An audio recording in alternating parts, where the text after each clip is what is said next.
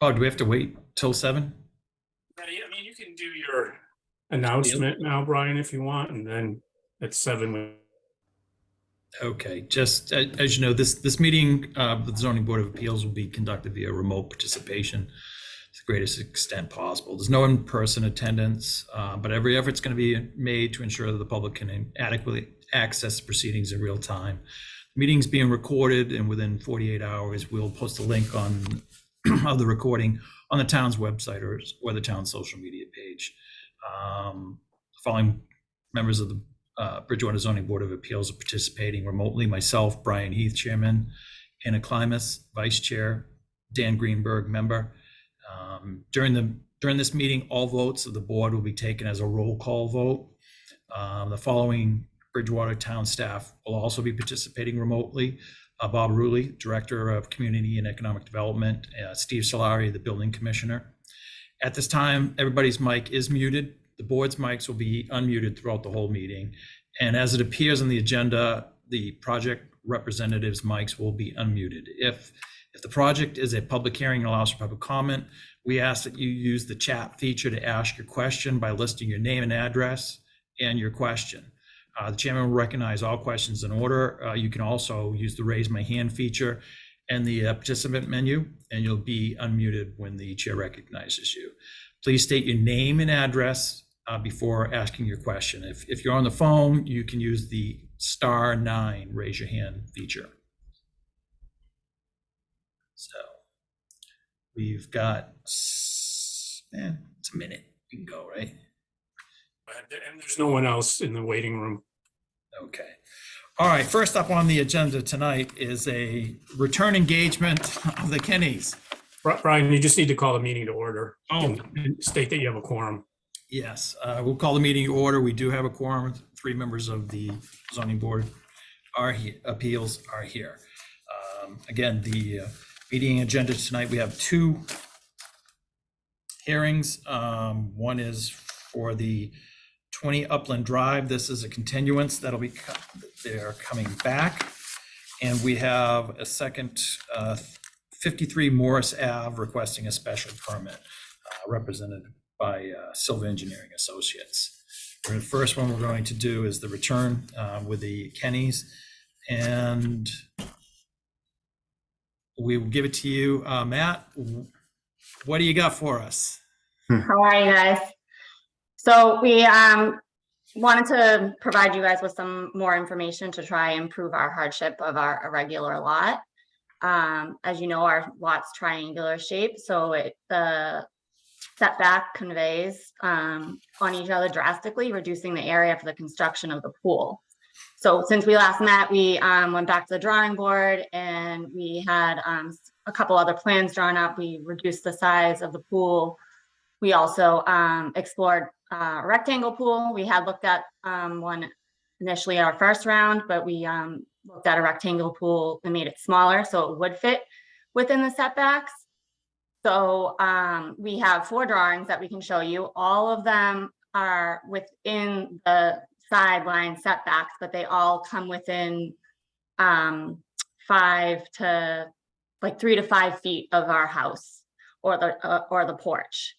So we spoke with Steve, and there is no code for Bridgewater about setback from the house. But both Matt and Steve looked up Massachusetts code. What is it? The Massachusetts code. And they don't have a code either, but they have a rule of thumb is to be 10 feet off the house. And that's for safety. So also our pool contractor and really every contractor that we spoke with and worked with while we were coding out the pools recommends 10 feet off the house to protect the integrity of the deck in the pool, of the deck in the house, I'm sorry. So here, can we share our screen to show you the drawings that we had drawn up? Okay, sorry, I'm not a good zoomer. You're a boomer. What's that? You're a boomer. Yeah, I'm not in technology. I'm a nurse, so I don't do the computer stuff. So we have the first one here, as you can see, is we have it far enough off the house, but it's only 3 feet, 3.7 feet from the deck. So in order for the pool company to construct the pool, they have to dig 3 to 4 feet beyond the water's edge, beyond the pool perimeter. So this one isn't even a possibility for them to do, because they need to be, he said, at least 10 feet from the deck to protect the integrity of the footings. He said once he starts digging within 4 feet of the deck, it can, you know, cause the footings to fall in and. Could you do me a favor? Could you go back to the one you were just showing us? Yeah. Well, I'll ask a general question. Is there one particular one that you're requesting, or a variation of what you're showing us? So yes, we do have a variation. So we have 3 to show you, because you guys had said that there wasn't any, like you didn't have enough evidence to show that a pool doesn't fit. So we're trying to show you different. Well, even on the first one here, the only thing I'd say is you still have, it looks like, some space that you could shift that pool off to the side and move it away from the deck. So we have the next one is, this is 7 feet, 7.4 feet. Right, but again, on the last one, you've turned the pool sideways to make it 7. If you kept the same dimension, you know, the same configuration as you had in the first one, but moved it off to the side in number 1. You kept the same. Just take that whole thing and pull it back to the line. Down there. Yeah, it still is, that's less than like 4 feet from the deck. There's not enough space to bring it back.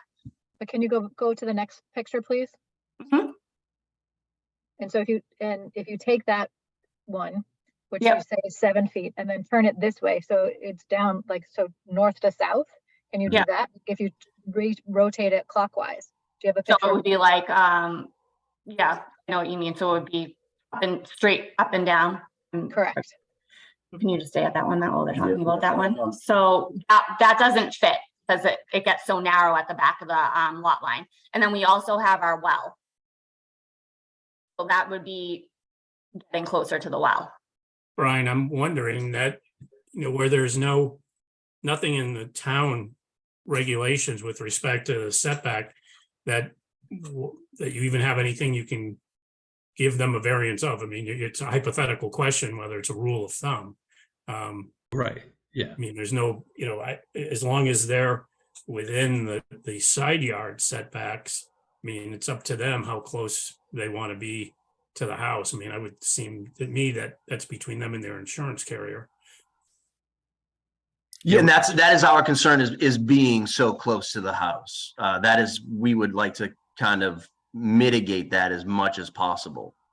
But my point is that where we don't have anything in our ordinance with respect to a setback from the house, as long as you're within the 20 feet side yard setbacks, you can cite it any way you want. I don't see where the zoning board has any authority to give you relief from something that we don't have a prohibition on.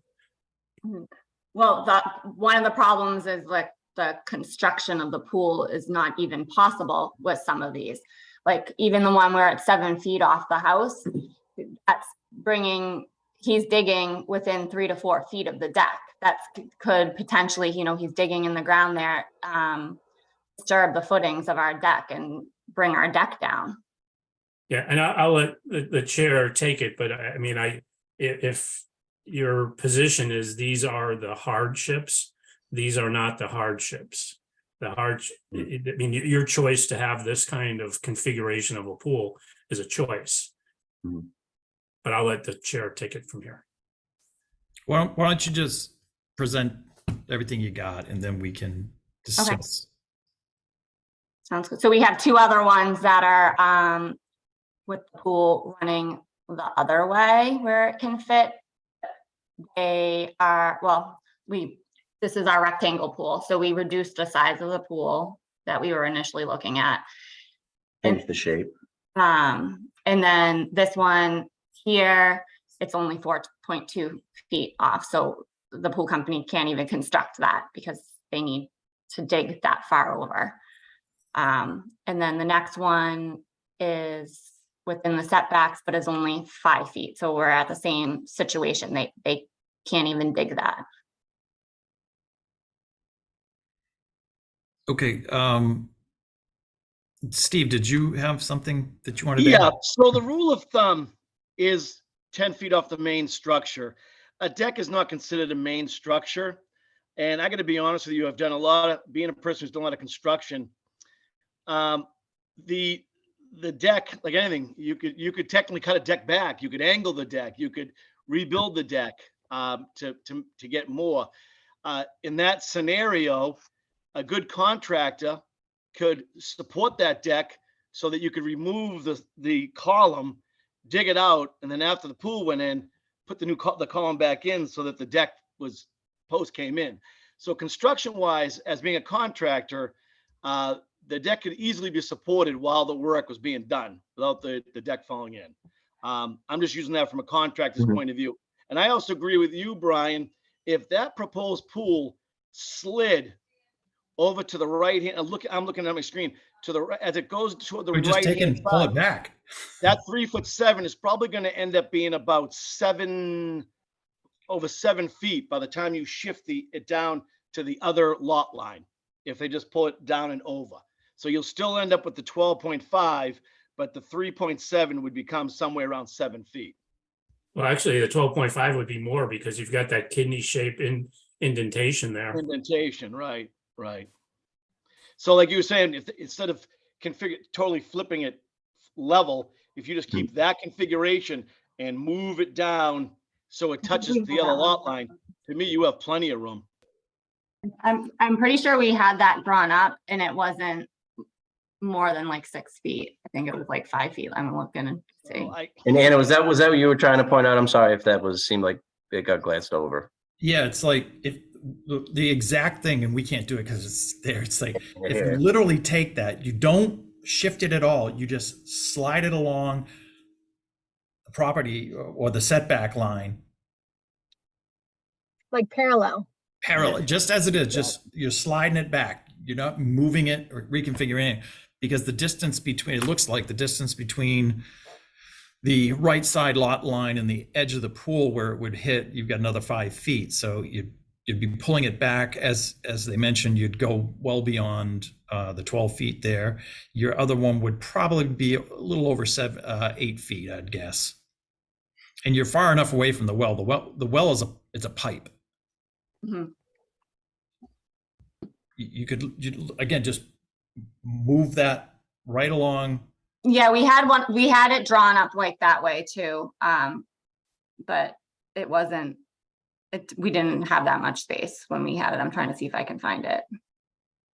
Yeah, and I would agree too. I'm actually trying to fool around with it on my computer. I took a screenshot of it, but I can't get enough in there. But I would agree that if you were to move it down toward the well, I mean, you'll get a lot more room off the corner of that deck. Okay. I mean, I would ask you to probably explore that and see what that dimension would be if you haven't already. And understanding, guys, that as Bob tried to explain, we have limited abilities as to what we can do. And number one, when we're giving a special permit or variance, there has to be a hardship.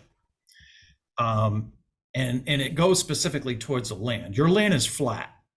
You know, like I think we told you before, if by chance in the back there it tailed off, well, that's a hardship because, you know, it's the shape of the land, but it's flat. You literally can move it back and it would work. A hardship and as he said, you know, an inconvenience or, you know, your desire to have it somewhere else that really, you know, I hate to say it, that does not create the hardship that we have to deal with. Okay. The downside is you spent 2 pleasant evenings with us and you wouldn't have to come back. You never know, we might be back. Because then you really, as they said, you wouldn't need any variance.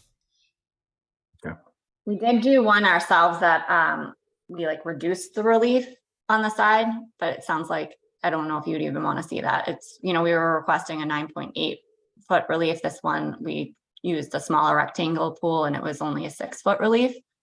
I don't know if you'd want to peek at it. And I think you guys are aware that all of our butters are in support of our project. And that's always a plus, especially when we're doing these types of things, but we still have to find the hardship. And just by the fact that you sent us, that you just showed us those plans where it's, you know, from an architectural standpoint, you can see it can slide back and it would come within the parameters of the town ordinances for the setbacks. It would be difficult to say that there is a hardship that we can grant a variance on. Okay. And it's not just you, because this goes, you know, we have to apply this to everybody who comes before us. And then you know, if you deviate from that, then the questions come up, well, you gave them this, why can't we have it? Mhm. That's why the ordinance and our authority is very restricted. Okay. Am I able to share my screen for a second? I actually have something here just to Dan, if you can do it. I don't know if I'm able to here. I'm not seeing my option. Yeah, I didn't see it Can either. you give On him the bottom, rights? it's green. Yeah, There it is. it's like grayed out. Let me just. Uh, There we go. Yeah, put your cursor down at the bottom of the screen and it shows I up. got it. Here we go.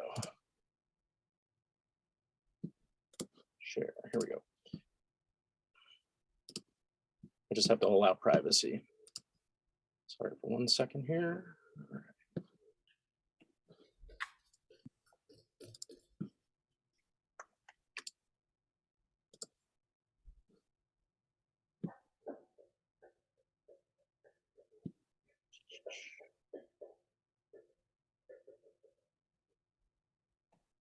I'm just having an issue with privacy, so I don't know if this is going to work out right now. It's all right. Nevertheless, it looks like on my screen that it can be, like, it moves it quite a bit. So yeah, definitely explore that, because I think that's probably going to be your best bet. Thanks, appreciate it. All right, guys. Sorry. Thank you. Thank you. Thank you. Next up, Oh, I mean, so how are we ending this? I mean, they can withdraw the application without, and ask, you know, Prejudice. without prejudice. I think they left already. But you can still make we can make a motion. a motion. That would be my recommendation, is that you allow withdrawal without prejudice. If they want to come back, they can. If they can figure out a way to work with Steve, then they can go ahead and do that. Yeah. I kind of agree. If you, I'll make well, a motion to allow the applicants of 20 Upland Drive to withdraw their motion without prejudice. I'll Steve, second that motion. all in favor? Anna? Aye. Dan? Aye. Myself, aye. Motion moved. Okay, next on the agenda is 53 Morris Ave. It's a non-conforming structure and looking to, I guess, raise it and reconstruct it under 5.3. And it's the Silver Engineering Associates. And there's our friend Larry. Good evening. Good evening. Like your screen there, Larry. I can't find my Azor background. I don't know why the Azor is one I can't find. All right, Larry, what do you got? Well, as was stated, what we're looking to do is to knock down a very old and kind of this house that's in disrepair at 53 Morris. And what we're looking to try to do is, under the provisions of 5.3 of the bylaws, is to be able to do that in the form of a special permit. The replacement house will meet the side and rear setbacks that are for that district. The front will meet the current house setback, will be no closer than the current house. So by using those as the parameters, we're able to do a little bit bigger house than the 1940s style house that was there, but we stay within all other requirements. One quick question, Larry. I see there in the back of the lot, it says existing garage. Yeah, that garage is sort of straddling over the line. That'll be taken down. It's in disrepair anyway. So is the lot, do they own the lot behind that it's sitting on? No, he does not own that lot. Okay, it's just that the garage is, a portion of the garage is on his lot. That's correct. Okay. Anna, Dan, any questions for Mr. Silver in regards to this? I mean, as you know, we have the ability under section 5.3, if it is not substantially more detrimental than the existing non-conforming structure to the neighborhood. Looking at it, even looking at the old structure, the house itself is a little bit bigger. Garage is the garage. He had the driveway sitting there anyways. This, as you said, I looked at it as the side setbacks are hitting. It is a small lot. It's not going any closer to the street. Also served by water and sewer. Yeah, I saw that. So yeah, there's no issue with leach fields or anything like that. No. Yeah, I would agree. It looks like all the setbacks are good. I don't see that it is, substantially different than what was there before. It's actually an improvement to the neighborhood. Yeah. Yep. And have you gotten that kind of approval, if you will, from the neighbors, the abutters?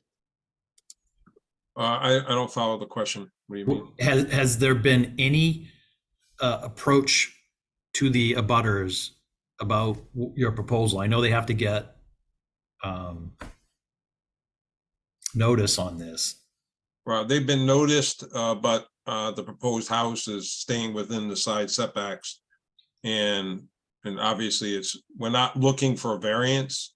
So, there was really, we didn't feel that there was any concern other than the neighbors are probably going to look at it as a real improvement to what's there right now. Yeah, I looked at it. It's not pretty. No, I had a picture of it, but Yeah. If you wanted me to share the screen. Any further questions, Anna or Dan? No. Nope. Would So it is a someone- public hearing, Brian, but I can say that there's no one other than who's in the meeting right now from the Okay. public, so. So then we would make a motion to close the public comment section of this. Close the public hearing and then take it up for a vote. Yeah. So if you would make a motion, Anna or Dan, to close the public hearing portion. I would make a motion to close the public hearing. Dan, I will second that motion. all in favor? Anna, Aye. Dan? Aye. Myself, aye. Would someone now care to make a motion on the special permit? Sure. I'll make a motion to accept or to issue a special permit for 53 Morris Ave as per the plans provided for us to raise the old building and construct a new one. Do we have a second? Second. All in favor? Dan? Anna? Aye. Myself, aye. Motion passes. Thank you very much. I appreciate it. All right, good luck, Larry. All right, thank you. All right. We're gonna let Mr. Solari leave now because I can't make him suffer through his presentation for a fifth time. So I'll just advise everyone, you might want to use the restrooms. There's only about 252 slides in the slide deck. It's only going to take about 4 or 5 hours. I'll go fast, but it is entertaining. I Do have It's a a- very good presentation, so I'll be honest, so. Farewell, everyone. Bye, Steve. Take care, Steve. Bob, before you begin, do we need to close this portion? or Yes, did- no, because we're still in the meeting because this was an agenda item. Oh, okay. Downtown revitalization presentation. So I will be quick. I respect your time and, but I think it's important that you're aware of, if you haven't heard already, where we're going. We've branded this revitalization initiative as Bridgewater Vision to Reality. It's revitalizing the heart of Bridgewater. So you'll see the heart there. The council in May or April, or May, sponsored a resolution supporting what we're doing. We're in the midst now of beginning the community outreach portion, with the goal that we're on September 26th, we're going to have a community workshop at one of the schools at night to share with the public where we are. So I just want to quickly go through, this is a summary of the presentation we've been doing for the public. I think it's important for people to understand that everything that we're discussing here were elements within the comprehensive master plan that was adopted last May. So really, all we're doing is bringing to life what the community and the council articulated within the master plan that they wanted to see. There's been an incredible amount of planning done in Bridgewater over the last decade plus. We are not doing any more planning. We are doing implementing. So I think that's important. This is just a, kind of a sample of what's been done already. Also, the university is updating their strategic plan. They need to do that every 5 years. We think the relationship with BSU, why it's not a bad one now, can be improved upon, and it already has been improved in the 6.5 months that I've been here. And I think it's important also to understand that we are an MBTA community. As such, as required in the legislation, we need to have a plan for how we're going to meet those requirements by December of 2024. As it stands now, the platform, as you know, is in the BSU campus. That does not get us towards the housing production goals that we need to meet, because to the south of the platform is wetlands, and the university, that portion does not count towards the housing production numbers. So there were requirements within a certain radii of the platform where you can have housing units. So basically, the undeveloped section of Waterford Village is all that falls into that. That was approved as a 40R years ago, and nothing has ever happened. So what we're proposing is the relocation of the platform to the Spring Street lot, and then establishing the MBTA communities radius from that location. So Central Square clearly is an important part of the history of the town. We've got some existing buildings there that are in need of help.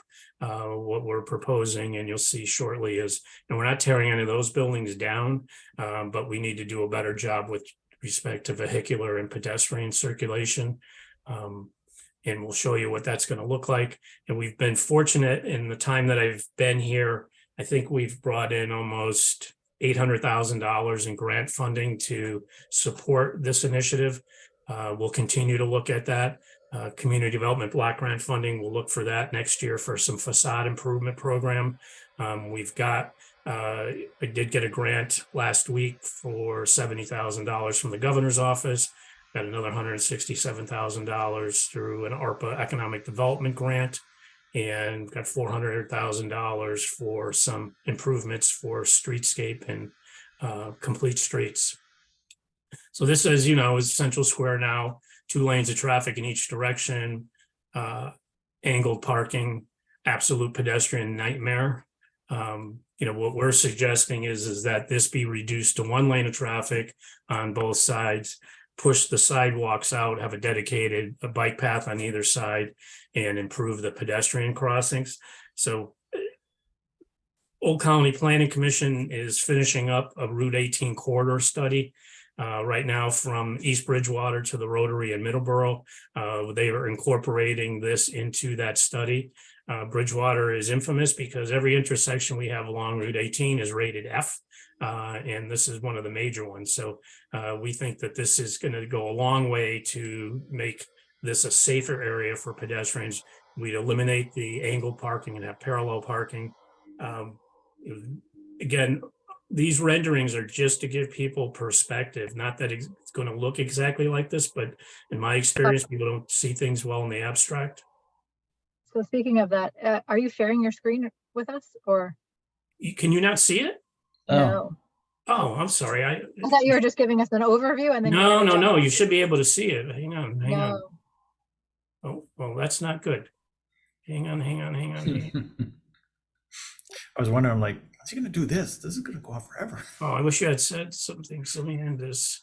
Yeah, no, because you started out with like a summary and then it just can, and then I was like, oh, wait, is this all part of the summary? So I just started clicking around. I thought I was missing a screen or something. me too, me too. Okay, let's do this and hang on. There we go. Okay. There it is. Look at that. I know. Oh, that's the heart. Okay, now, okay. Nice. So let me just get to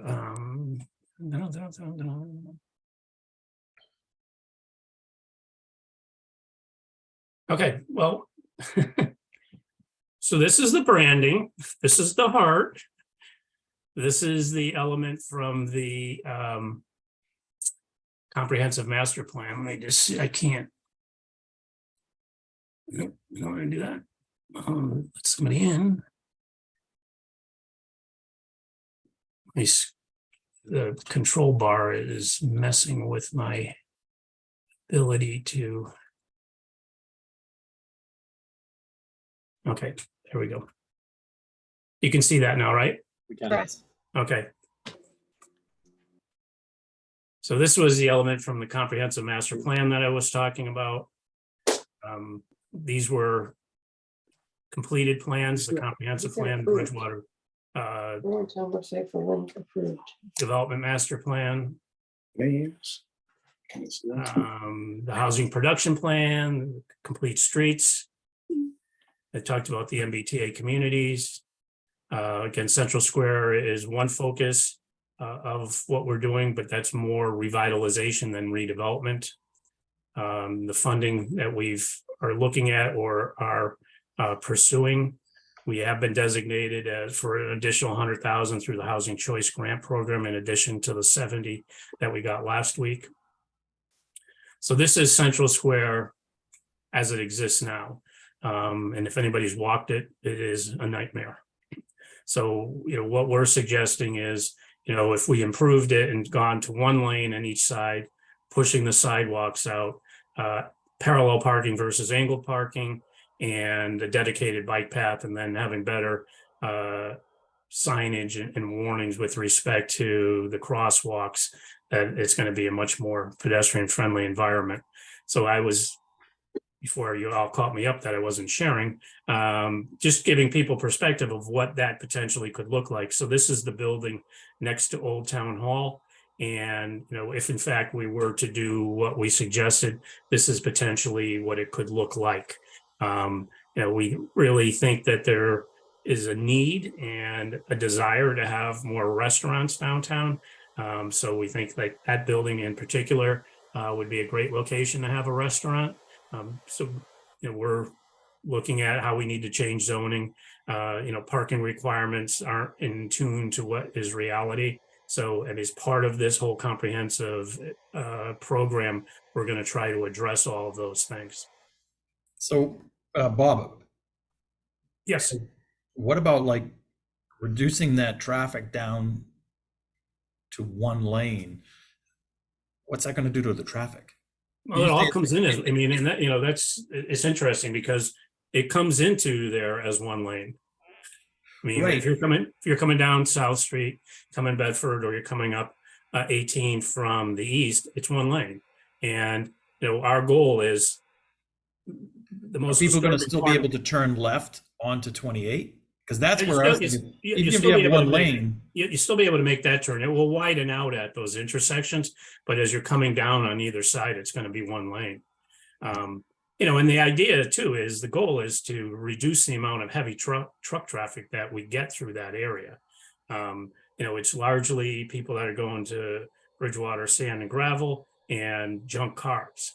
And so, but again, I think people lose perspective. It's one lane in every direction until you get there and it opens up to two lanes. And even when it's two lanes, some people don't know that they straddle the lane. You have cars backing out of those angled parking, Yeah, angle parking is super dangerous because you've got crosswalks in between that. So people put their toe in the water, they look out, and then they potentially become a hood ornament on a car. So the revitalization of the Old Town Hall is an important part of what happens in Central Square. That's probably at the end of the day an $11 million project. We have been talking to the university about using that as an arts and cultural center, that we would do some joint programming with them for that space. We've identified some funding sources through various historic groups and programs through the Commonwealth. I submitted a $2 million congressionally directed earmark through Senator Markey and Senator Warren and Congressman Keating's office. Don't know whether we're going to get that or not, but that is going to be an important element for Central Square revitalization going forward. So one question every time we talk about development is people are like, well, what about parking? And I always say we don't have a parking problem, we have a parking management problem. So this picture was taken at noon, June 6, 2022, and granted the university was not in session for their normal spring semester. But what we see here is we've got oodles and oodles of parking in this area. What we need to do is have shared parking strategies that, the fear shouldn't be that it's all going to be used by students, because it's not being used by students all the time now. But, we've behind the buildings on Central Square on the north side, it's all this parking in the rear. We've got all this parking at Walgreens. The bank is consolidating their operations. They've got a lot of open space here. So we need to do a better job with parking. The town has this parking lot here. We've been in discussions with the university that when the new fire station is constructed, the former fire station will be torn down, and we would potentially, in partnership with the university, do structured parking there with commercial or retail or restaurant on the ground floor of that structure, just to connect the university better back to downtown. But again, people are like, well, we've got a parking problem. No, we don't. We just have a parking management problem. But with those parking spots, though, for instance, the bank, those are dedicated for the banks. Are they gonna open up that, or like Bridgewater Trophy, for example, those spots that you're pointing to are reserved for those businesses? Yeah, and those are questions. That's what we've talked about. In some instances, we might lease parking spaces, and others where the bank, as an example, is moving their operations out of there. That's just going to be minor.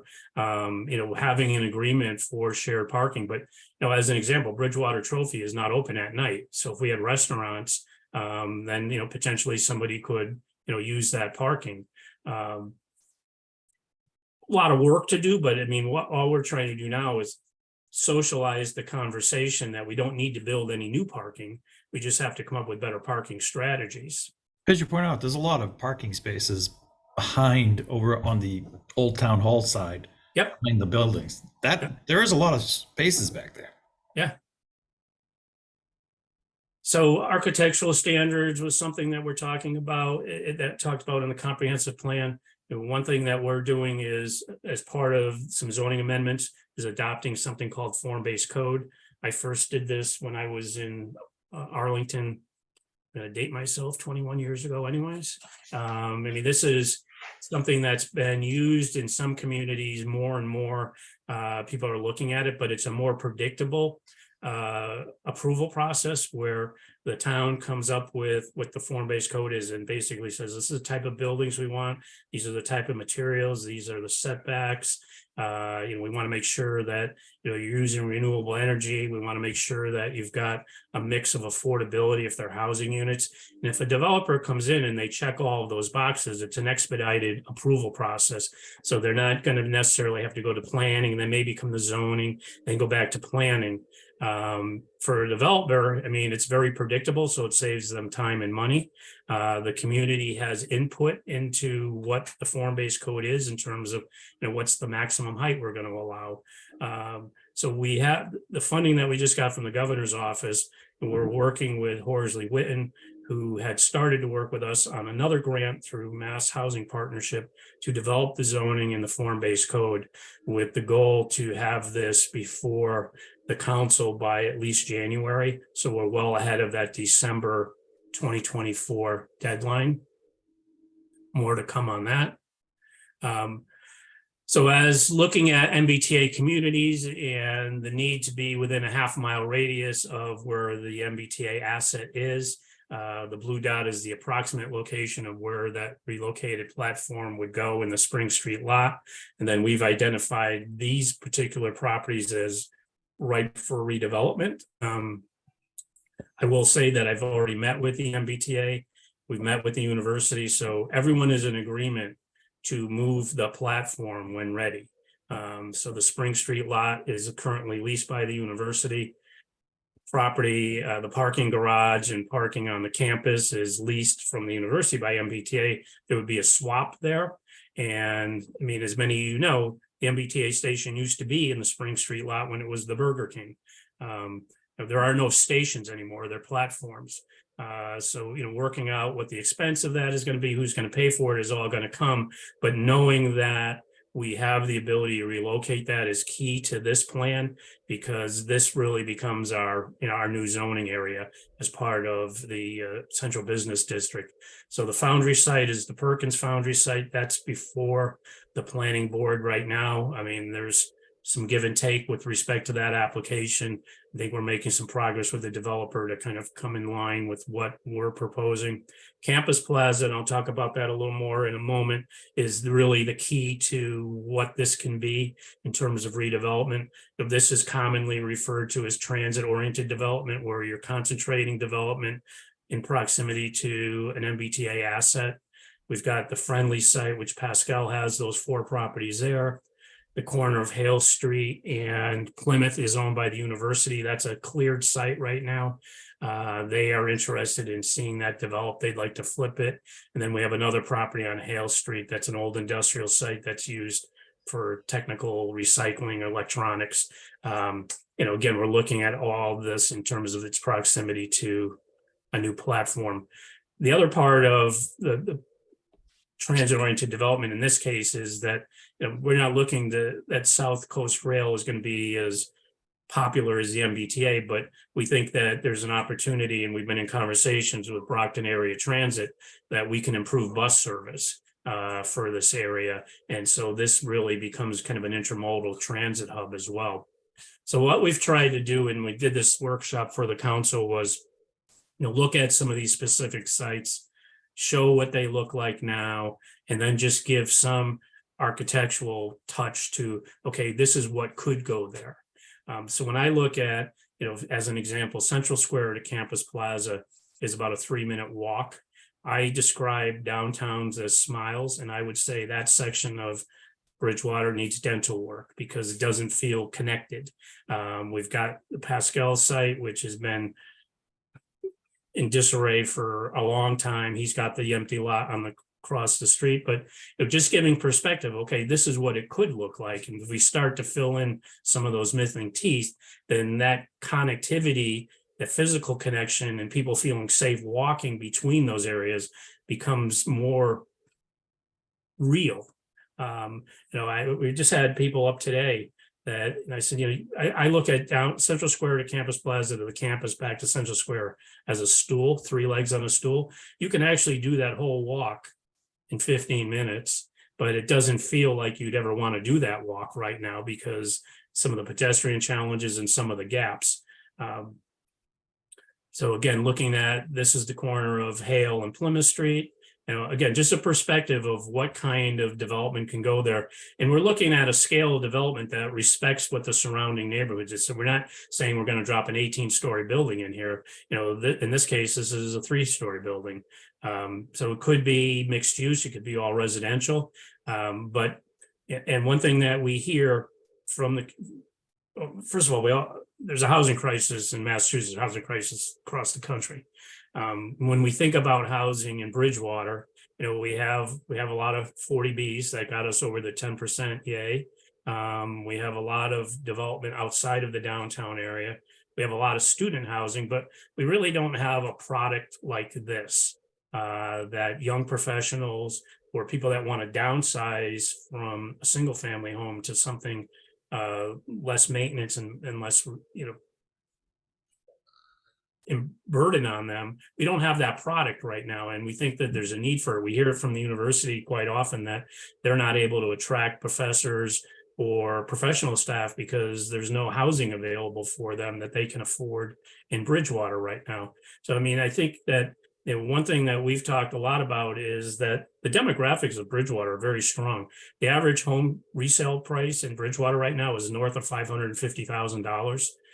The area median income in Bridgewater is 119% of what the state area median income is, but all that money is bleeding out because, you know, we don't have restaurants downtown. We don't have high quality retail.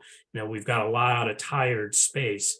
And, you know, another thing that we're looking at is concentrating development where we already have infrastructure. So we don't want to build, we don't want to lose any more agricultural land. We don't want to move out into any other areas where we don't have water and sewer available.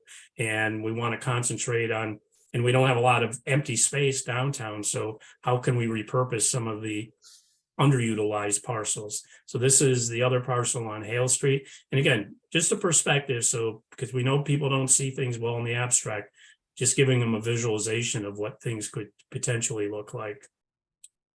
Foundry site, right now as proposed, there's 3 buildings, a large building in the back, 4 stories with 118 units of housing. Initially, their proposal, because of the way that the zoning ordinance is written, there was a requirement that they have 30% commercial. Nobody's going to build 30% commercial in this environment right now. And we've got to work on the planning board for them to understand that. But so we've asked the developer to kind of reconfigure what those 2 front buildings are, orientate them towards the street, have ground floor restaurant or retail with residential above, and that will be a compromise. I mean, I have to respect the fact that that project has been before the planning board for over 2 years now. I came in January and rained on their parade and said, you know, that's not something that is consistent with what the vision is. So in that case, we have to compromise a little bit, but I think that the developer is ready to do that. Again, just giving some perspective of what could happen. This probably will not happen at that Foundry site, unfortunately. So here's my question though. I mean, I'm all for more restaurants in Bridgewater. I think that's one of the biggest complaints about people here in Bridgewater. But adding all of these new apartments and things, how is the school infrastructure and the fires and, you know, department and all of that, how are they prepared to deal with this? And is that part of So, I mean, in all fair questions, I mean, the school district has actually seen a decline in enrollment over the last several years. So, you know, they're in a position that this is not going to strain them. I mean, the type of housing that we're talking about, you know, typically does not bring more school children in, very rarely does it, because they're young professionals or, you know, people that are looking for 55 and older housing, as an example. The good news for that is it frees up single family homes that already exist in town. With respect to public service and emergency, you know, with respect to Campus Plaza, and we look at that as kind of a miniature Mashpee Commons type development, you know, you would have to probably have some kind of smaller public safety facility in that project or with proximity to that, or add on to the other fire station that we have. By increasing the zoning and up the zoning on all these sites, you know, we're going to look for the development community to contribute to what the cost of some of these things are, because we've improved what the value of these projects are. As I said, my first experience doing this was in Arlington in 2000 on, and we built out the metro corridor with giving density bonuses to the developers, and most of the public improvements and amenities in that corridor were paid for by the private sector. So, I mean, we think we have the ability to do that. You know, this is again coming from the comprehensive master plan. TOD, transit oriented development, is what we're focusing on. And these are typically the elements you look for in TOD, that it's close to rail, that it has the amenities. So the idea is that, you know, people don't need to have 3 cars. They might be able to have 1 car. And again, that there are amenities that they can walk to. That is consistent with what the legislation is trying to do. So if you look like areas like Mansfield and what they've done in terms around their MBTA platform, Attleboro, other communities, I mean, the whole idea is to get people out of many cars or to look at alternatives.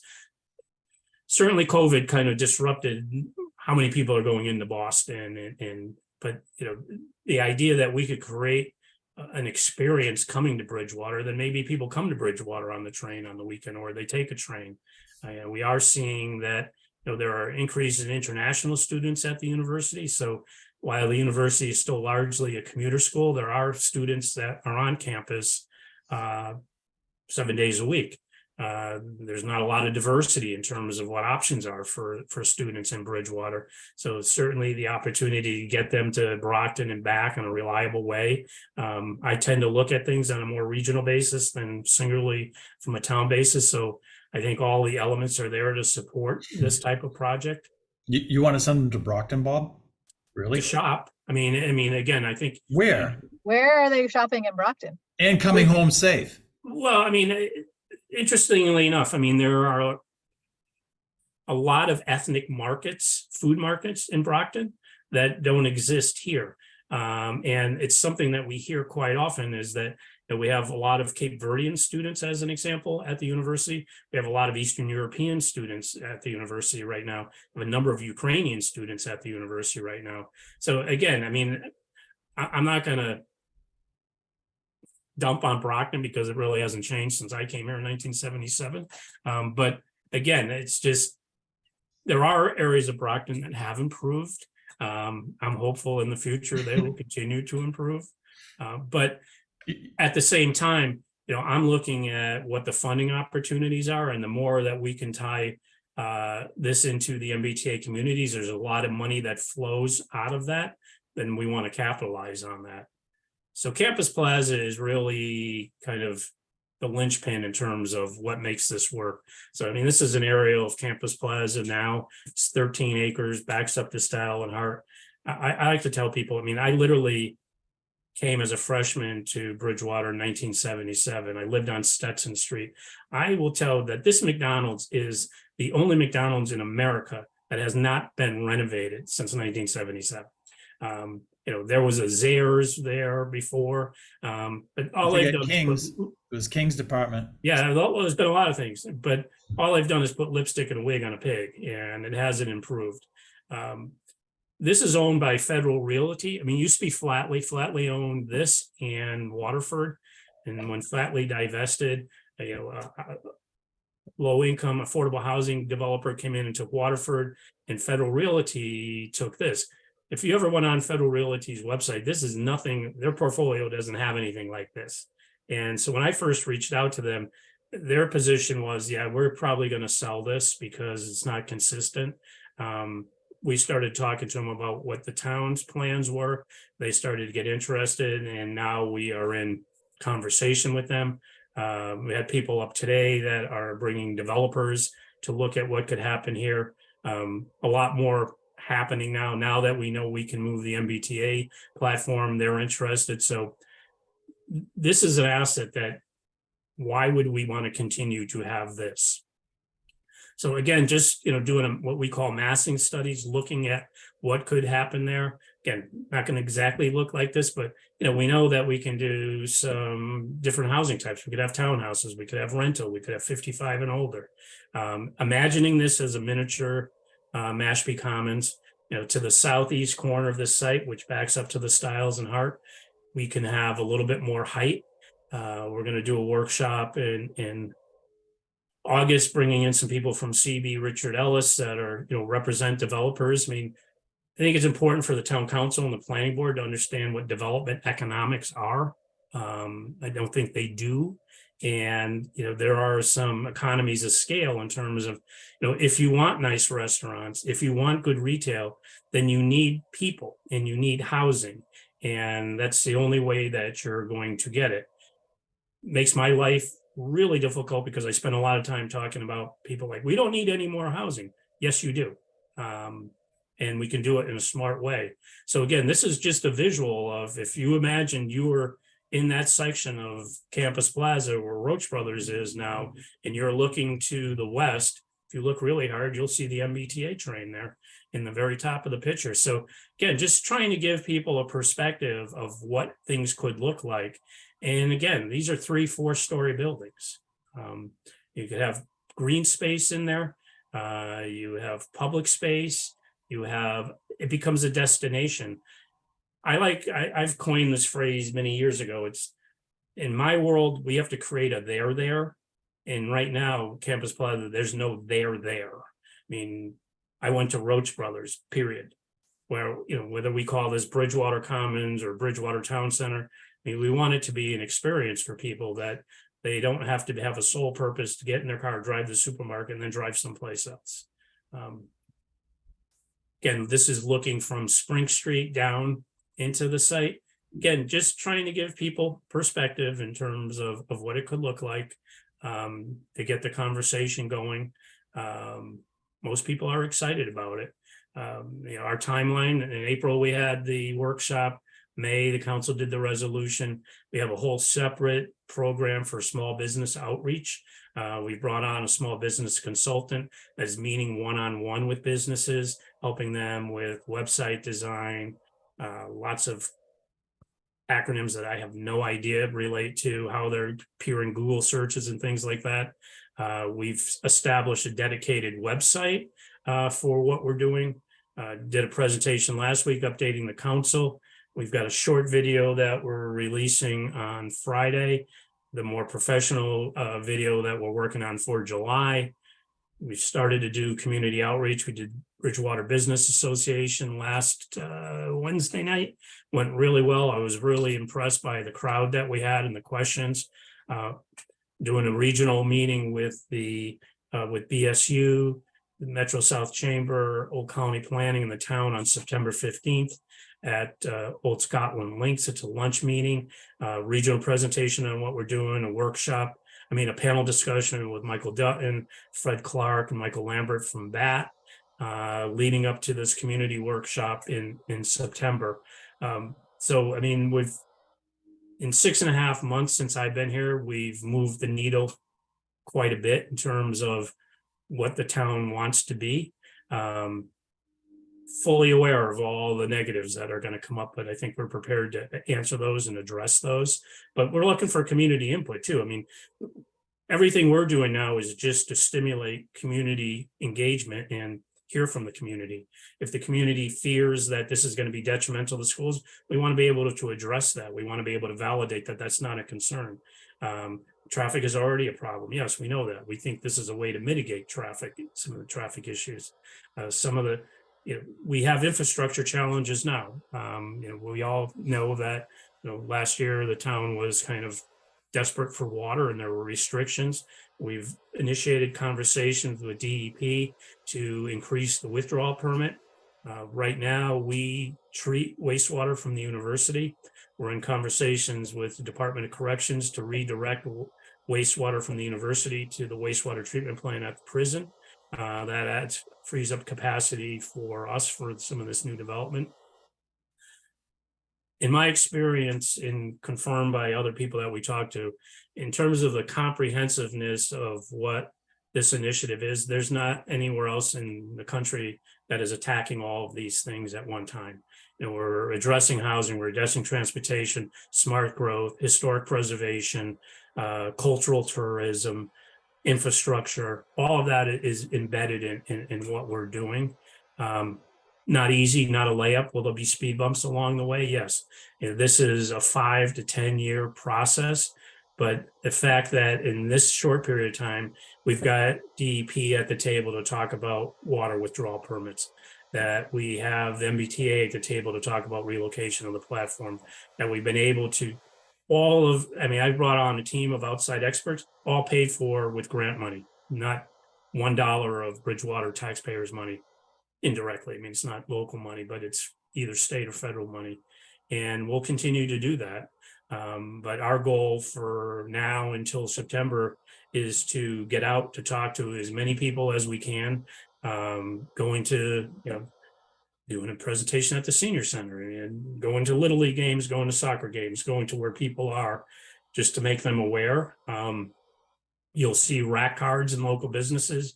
You'll see posters. We're doing a mailing the next several weeks, highlighting the fact that we're going to be having a public meeting in September. There's a QR code on all of these outreach documents that bring people to the website. I use LinkedIn only to promote what I do in Bridgewater. and I don't understand all of this, I'm an old guy, but I mean, our impressions are up over 2,000% in the last 2 weeks because we've had this targeted LinkedIn drop in terms of things that we're doing. So it's exciting, it's hard work, but thank you for indulging me. This is the address for the website, Bridgewater Mass Vision to Reality. It's pretty cool. And again, we were able to get this built in 2 weeks. We'll add to it, obviously, as we go forward. We're doing this the right way. Yeah, So, I think it's with really that- interesting stuff. I think it's impressive stuff. But there's obviously concerns. I've seen a lot on different, social media, Facebook and things like that of whether it's water or traffic or extra housing. So it's definitely all being fair talked- questions and all things that, we need to address and should address. But, I think a lot of times people don't know what they don't know. And there's a lot of rumor and innuendo. But if you look at where successful communities have kind of reinvented themselves, you have to have housing. I mean, and housing isn't a bad thing, but the town can't sustain itself currently the way that we are. We're not seeing a lot of reinvestment. The industrial building on Bedford Street, that's not kind of the development we want going forward. You walk around Central Square right now, it's kind of depressing in terms of the lack of investment that property owners have put into their properties, with very few exceptions. So, I mean, we've got to change and inspire people to do the right thing. When we've talked to some of those property owners, they're excited about it, but we've had a lot of bad planning too. I mean, we wouldn't have had a Walgreens and a CVS the way we have them now if I was here because that's not what you want to do. But we have what we have, but I mean, we think there's a lot of opportunities to improve things as well. And that's what I was brought on to do. I mean, this is what I did in Rhode Island. And I mean, I'm either going to be crucified or celebrated or both. You bring me some good restaurants, I will celebrate you all day long. I'll have a drink in your honor, right? So You've got a BK and a Mickey D's within walking distance. What more do you want? Well, yeah, I mean, KFC and a Taco Bell too. I mean, Oh, wait, I forgot about Forget those. about those. I Yeah. said don't that. forget the vape shops after your or before Yeah. your, and that you get your nails done. So And I said that to, Michael Dutton, again, coming back here was, I mean, because I went to school here, this is kind of where I'm going to end my career. And, the fact I had worked a lot with universities when I was in Rhode Island, I'm like, oh, this would be fun to be coming back to a college town. And I got here and realized that this doesn't function like a college town and we need to fix that. But I was walking around one day and I came back to Michael Dutton's office. I said, in my new book, More Questions I Should Ask Before I Take the Job, when the most prominent thing I see at the intersection of 18 and 28 is that McDonald's is a half mile down on the right on top of that building. I mean, that's not good. I mean, and just take that block as an example. I mean, there's some very cool architectural features to that building, and with no disrespect to the people there, I mean, I think the girl in the bakery does a nice job. You have a dry cleaner, you have a tattoo parlor, you have a nail, and I don't quite understand the business model for nail salons. I mean, I'm missing something because we have like 5 within 300 yards of each other. I can speculate what I think, but so I mean, I think there's a higher and better use for some of these buildings.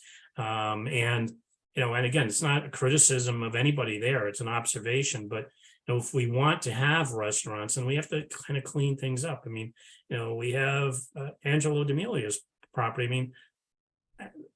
mean, everybody tells me that ground floor has been vacant since he built the building. And so we got to change that. Some of that is zoning. I mean, we have parking requirements on buildings that have a 0 lot line. Well, you're never going to meet that parking requirement. But so we're looking at all of those things. But again, doing nothing is only going to result in people having their tax bills go sky high. So by doing this, we can expand the tax base. We can get developers to contribute to some of the infrastructure improvements that have to be made, and we can make it a better place for people that are here.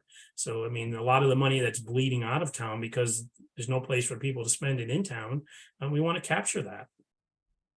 So vote for me and I will just, put a chicken in every pot. I'd be interested, Bob, because you hear a lot of information secondhand and you just question it. We do have those two big 40Bs over by the NIP. Yep. Curious to understand what they pay in taxes and how much it costs the town in relation to some of especially the schools. And again, I don't know for fact, but you've got people saying, oh yeah, well, you got a whole bunch of special ed guys that were not even, it's costing us $100,000 a year to send them out of the town.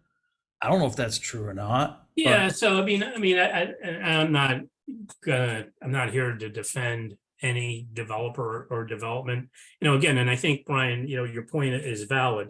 When I talk to the Carneys at Claremont, we pay more taxes than anyone. I'm like, no, per capita, you pay the same amount of taxes as everyone because we only have one tax rate. You just own more than everyone. But I got kind of the rule of thumb is for those large projects, about half of the tax revenue that we bring in goes to expense, whether that's school, police, or fire. So it's not a zero-sum game. Those projects don't add a lot of people to the school system, but they do put a strain on public service. Certainly police and fire and emergency are out there on a more regular basis than some other areas, but so do college students as well. And that's, but fair question. And those are things that we're prepared to do. The good news is because of those projects, we're over the 10%, so we don't have to accept any more 40B projects. Right. And I look at those projects. I forget that they're in Bridgewater. I think they're in Rainham because they're not doing anything for downtown. But a larger conversation is, and this is something I'm very passionate about, is just the conversation about, so 40Bs are affordable housing. Well, they're affordable housing at 80% of area median income. Area median income, based on numbers I just saw today, is $114,000. So take 80% of that, and you'd say, wow, that makes me eligible for affordable housing. So when they're going through, their lottery, they're looking at those, that's not affordable. There are people in town hall that would qualify to live in that housing. So there's a lot of misinformation in terms of what's affordable. And that has to do with just how HUD establishes these standards, because the McClellan School as an example, that's at 60% area median. That starts to help people. But when you get to like 40, 50% of area median income, those are heavily subsidized projects. And you're not going to see a lot of those in Bridgewater because developers just don't want to do them. But looking at a 40B out at Lakeshore, that was a developer's dream because they used the legislation to get all the dimensional relief that they needed, and they only have to have a certain 25% of them have to be affordable, and at 80% of area median income, they're still not really affordable. And I think it's important that we have those conversations. That's why, I want to bring in people from the outside just to talk about what the economics are. What does it cost to build now? I did a quick analysis for the planning board and the council months ago. And, and if you look at your land acquisition costs, and then if you look at what your vertical construction costs are right now, if you wanted to build quality commercial space, you'd have to get over $30 a foot triple net to pay for that. We don't have any product right now, and we don't have a market right now or enough critical mass that somebody's paying $30 plus triple net for commercial space. The developers of Perkins, came in and said, we had a bank with 3 drive-ins. I'm like, no, you don't. Banks aren't doing that. Banks are on my phone right now. So it's, and again, it's not a criticism of the developer. They're trying to follow what they think the planning board wants to see, but I think my challenge is bringing people back to reality as to, here's what you can get and here's how you get it. But we want to make sure we do it in a smart way too. We don't want to have a disaster. But there are certain things that have to happen concurrently in order for us to get those good restaurants. Cool. Yeah, Well, well, thanks for the information. Yeah, thanks. have yourselves a, oh wait, do we have to close the meeting? Make a motion to adjourn. Second? Is that because I just depressed the hell out of all of you? Oh, no. I'll be out. Don't worry. I'll be moved by then. I gotta get rid of my house. Yeah. But you could stay in town. We're gonna build you a condo downtown. I mean, it's, When I retire, Bob, I don't think I'm gonna retire to Bridgewater. oh, come on now. You say that now. You haven't seen what we're doing. Thanks, Well, everybody. I don't care what you're doing. My wife's not gonna let me retire to Bridgewater. She's not from this area. I appreciate you all giving me the time to kind of walk through it. And if you've got questions, comments, I mean, feel free to reach out to me. Yeah, I mean, the biggest thing, you look at stuff like that, it's all well and good to think that people are gonna have one car, but the roads servicing that area are small. And then, and as you say, now I think you're gonna, we potentially could have a back, I mean, heck, look at things now on a Saturday Yeah. morning. And we say that, but and the reality is all of the cars that are backed up in Bridgewater right now are driving through Bridgewater. They're not stopping in Bridgewater. They're going someplace else. Those people aren't all going to Roach Brothers. I mean, I can show you aerials of Roach Brothers we've taken at different times a day. That parking lot at best, that plaza, maybe a third full.